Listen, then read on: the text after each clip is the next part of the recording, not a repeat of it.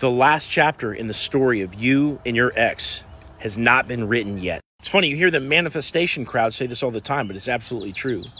You are the author of your life. You get to decide how this thing goes, right? When you're a kid, you've got all this potential. A lot of kids get a late start because they're scared to go down one path because they realize it's an opportunity cost for all the other things that they could be doing. But the longer you drag your feet, the less time that you're developing a skill or whatever, and eventually you have to kind of get in the fucking saddle and go and pick some area to master, right? So the same untapped potential that a child feels in developing who they become over time is the same potential that you have to finish this book between you and your ex, if you want to, by authoring the story, not all at once. You don't get to sit down and write the whole thing like that, but moment by moment, the way reality unfolds.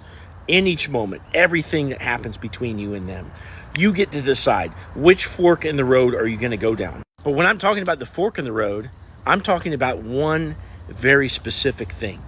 I'm talking about seeing your relationship through this prism of attraction. Why does attraction matter so much? Well, because you guys broke up, and that's how people come together.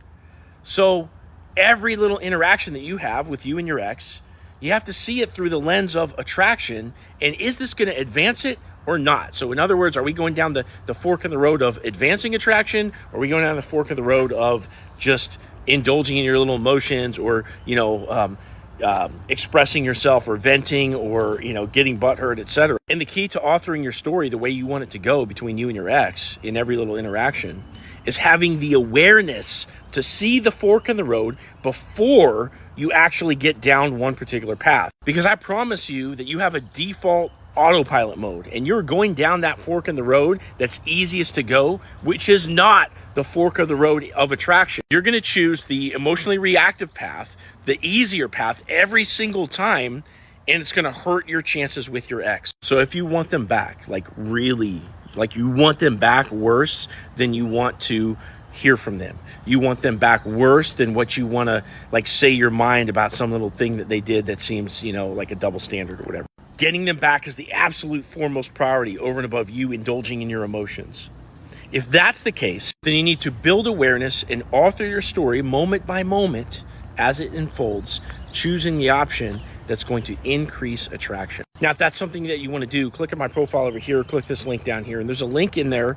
When you click it, there's an option to apply for coaching. So you have a 10-minute call with my staff, and we'll talk about whether or not we can set you up with me personally to answer your text by text with your ex to re-attract this.